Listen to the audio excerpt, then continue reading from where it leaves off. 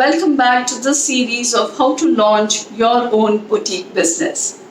Today I'm going to answer a question that most of you aspiring entrepreneurs have in mind. The question being, should I stick to one niche area in my boutique line, or should I cater to different designs for my clientele? Now, this is a very subjective question, a question that only you can answer, because this depends on the geography, on the clientele that you are catering to, and third, how is your operation set up? Let me address these questions for you. The first one is your geography. When I talk about the geography, where are your clients coming from? Are these clients only from the local area where you have set up your boutique business? Or are they from pan-India? Or are they from international areas? So you could be catering to all these clientele from international, pan-India, your local area. You could be catering to all the three categories. So if you are catering to them, do you think if you have to take one niche business, you will be able to have enough business to sustain and grow your business throughout the year? The second thing is, who are your clientele? Are these working women, or are they homemakers, or are they your premium top of the line customers? So these are customers who could have different requirements. For instance, if you decide to have a niche area that you want to focus on, for example, lehengas or gagras. Now, is there a demand for this all through the year? No. There's no demand for it all through the year. It's mostly during festive seasons or weddings. So what do you do during the off season? Let me warn you, most of this inventory that you have, there are two hurdles that you will go through.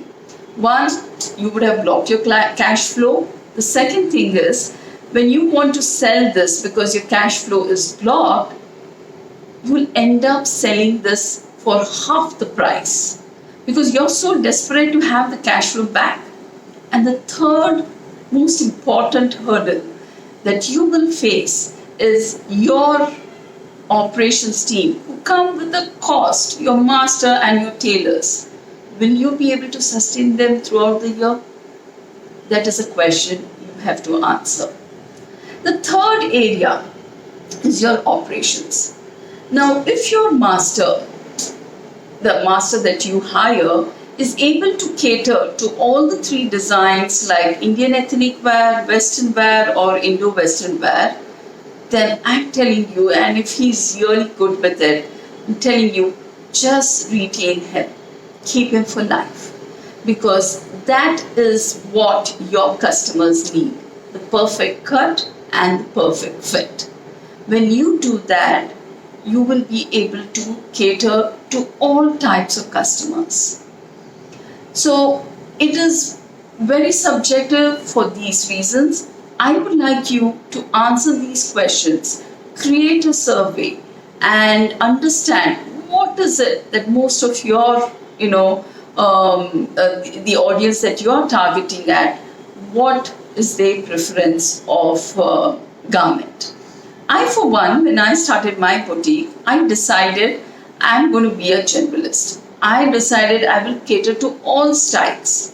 Now, initially, I was a little lost. I didn't know how to go about getting a master. So I started the search, and I realized that many of these masters, they are either good with Indian ethnic wear or they're good with Western wear. So I said, because I was, really particular about catering to all styles, I decided to hire both the masters. And that was a big blunder that I did, having one for Indian ethnic wear and one for Western wear. And I realized I didn't have enough of business coming in, because at that point, I was only catering to the local market. So these are mistakes that many startups actually end up doing. And this is my experience that I want to share with each of you all, to make you realize that before you make any decision for your business, please speak to an expert. Please get guidance so that you don't lose money, time, and effort in setting up your boutique line. So, what happened? End of it, I had either, only Indian ethnic wear or Western wear orders, but they were very little. And there was not enough that I could sustain both of them. And the cost was going up. And then you have, this little jit that happens between two masters and stuff. I said no. Then I had somebody who advised me that you can find a master who can do all of this. And there was no stopping me then. I went and searched for this master and I got a fantastic master. You do get these masters, but they come with a cost. Quality and great design always comes with a cost. So don't hesitate to pay the right price to your master. Keep him happy, keep your tailors happy, keep them warm and keep them engaged with creating new designs, because you will be able to cater to a bigger and varied clientele in your business. So to answer your question, please look into who your clientele is, what your geography is, and what kind of a master you have. Once you've answered these questions, you are all set to decide whether you want to stick to a niche area or you want to be a generalist. I, for one, am a generalist and I take pride in it. This is Pushpa Devreya signing off for today. Thank you.